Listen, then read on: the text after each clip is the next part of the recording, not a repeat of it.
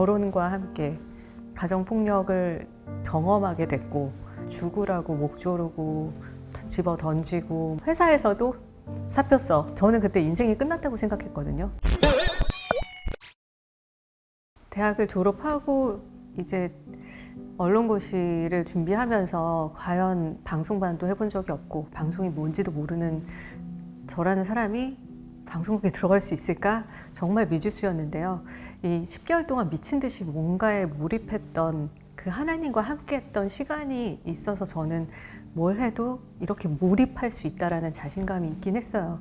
그래서 그렇게 하다 보니 아나운서를 준비한 지 5개월 만에 합격을 시켜주셨거든요. 그래서 그 이후에 여수 MBC에서 8개월 근무를 하고 SBS 기상캐스터 시험이 떴을 때 공채 합격을 또 시켜주시고 CBS 아나운서 공채를 합격하고 나서는 감사했는데 한편으로는 제가 상당히 교만해졌던 것 같아요. 시험 보니까 다 되네? 되는 사람인가 보다라고 이렇게 교만하던 그 시기에 정말 신기하게도 교통사고가 났었어요. 차가 뒤에 와서 받았는데 사실 일에 미쳐 있었으니까 그냥 교통사고 나서도 병원을 가지 않고 아픔을 모르고 일을 하다가 일주일쯤 지났을 때 아프기 시작하더라고요. 계속 그 모드로 버티다가 결국에는 한 달 만에 입원을 했고요.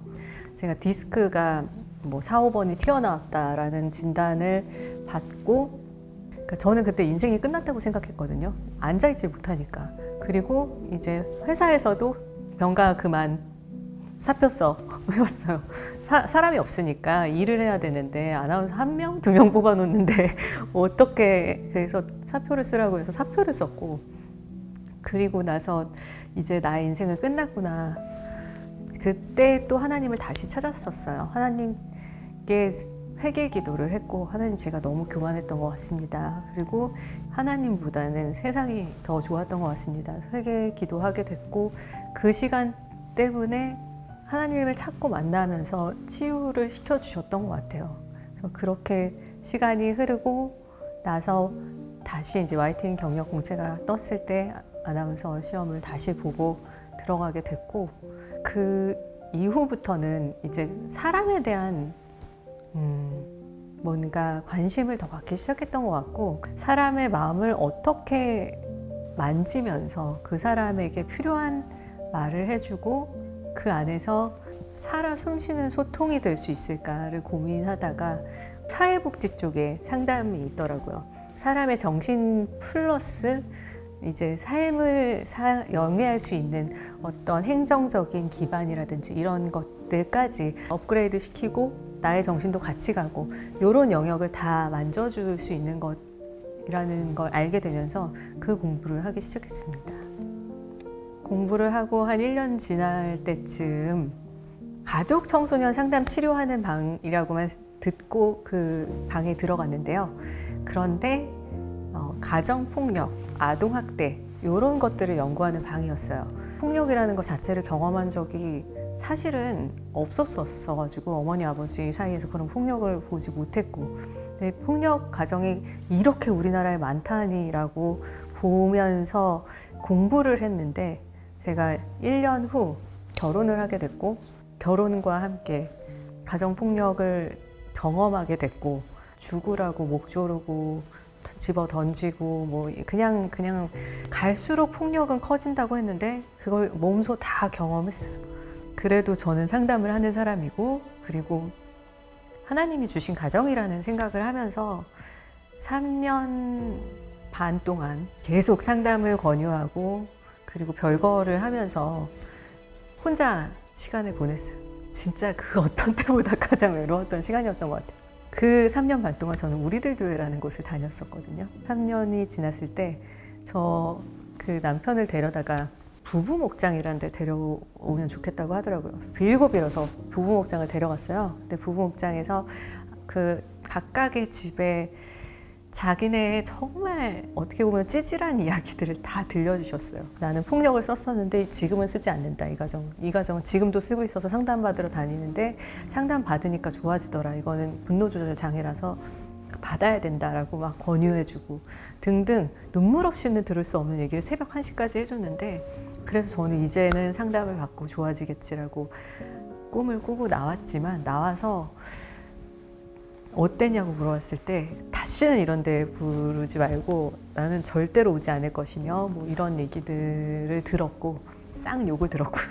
그리고 이제 우리들 교회는 이혼은 안 된다고 하지만 지켜야 할 가정이 있고 지키지 못할 가정이 있다. 이혼을 해도 될 가정이 있고 안 해도 될 가정이 있다라고 얘기하시면서 이혼을 해라라고 말씀하시더라고요. 사실 좀 충격이었어요. 이 교회를 폭발시켜야겠다.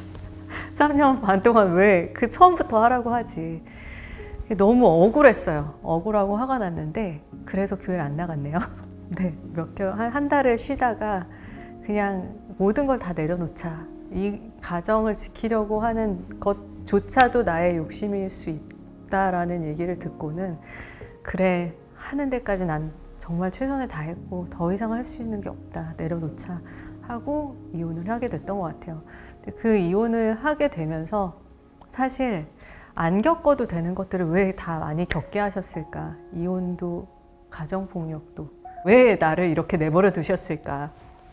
원망할 수는 있었는데요. 진짜 경험하고 느끼지 않고는 상담이라는 걸 하는 사람들이 진짜 상담을 하기는 쉽지 않을 것 같다. 이런 걸 느꼈고 경험했기 때문에 계속 공부를 하게 됐던 것 같아요. 그래서 그 아이들을 1년 내내 계속 꾸준히 안양과 또 안산의 쉼터에 찾아가면서 상담을 진행을 했었습니다.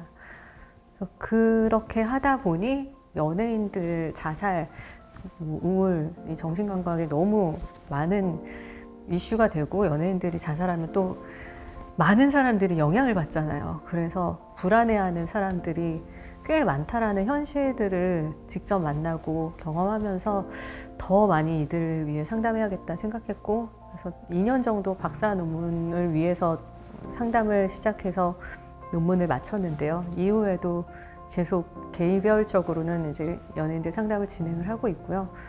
전에는 하나님을 향한 나의 꿈을 외치며 이렇게 해주세요, 이렇게 되겠습니다 라는 걸 하고 살았다면요, 어느 순간부터는 하나님은 과연 나를 향해서 어떤 꿈을 꾸고 계실까? 그리고 나는 그 꿈을 이뤄드릴 순 없을까? 안 들어주실 것 같으면서도 들어주신 것들이 너무 많고 하나하나 생각하면 정말 감사한 것들 투성인데, 나는 과연 이분을 위해서 한 일이 뭐가 있을까?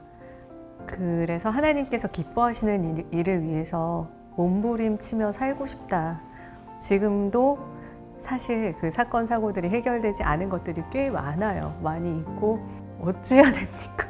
살려주세요 라는 기도가 막 절로 나올 때가 있는데, 근데 하나님이 이렇게 빛 가운데서 기다리고 계신 게 느껴져요. 대체 무슨 선물을 어떻게 크게 주시려고 나한테 이러시는 걸까? 라는 생각을 하게 된 것 같아요. 어느 순간부터.